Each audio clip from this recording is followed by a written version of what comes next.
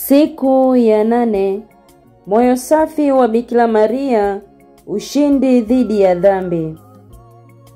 Maria aliyeumbwa bila dhambi ni alama ya ushindi wa neema ya Mungu dhidi ya nguvu za giza. Moyo wake ni kioo cha utakatifu wa kweli na kielelezo cha jinsi roho inavyoweza kushinda tamaa kwa msaada wa Mungu. Zaburi ya 4 aya 7. Umevaa uzuri, hakuna doa ndani yako.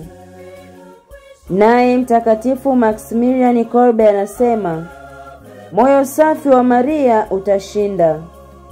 Utaangamiza uovu si kwa nguvu bali kwa utakatifu. Moyo safi wa Maria, tunajitoa kwako leo na kujiweka chini ya ulinzi wako wa kimama. Tuongoze katika njia ya utakatifu, utuombee kwa mwanao Yesu Kristo, ili nasi tuweze kufikia ufalme wa mbinguni. Amina. Atukuzwe Baba na Mwana na Roho Mtakatifu, kama mwanzo na sasa na siku zote na milele. Amina. Tunaukimbilia ulinzi wako, mzazi mtakatifu wa Mungu.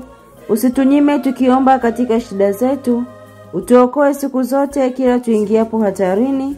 Ewe Bikira mtukufu uliyebarikiwa. Amina. Kwa jina la Baba na la Mwana na Roho Mtakatifu. Amina. Tumsifu Yesu Kristo milele. Amina.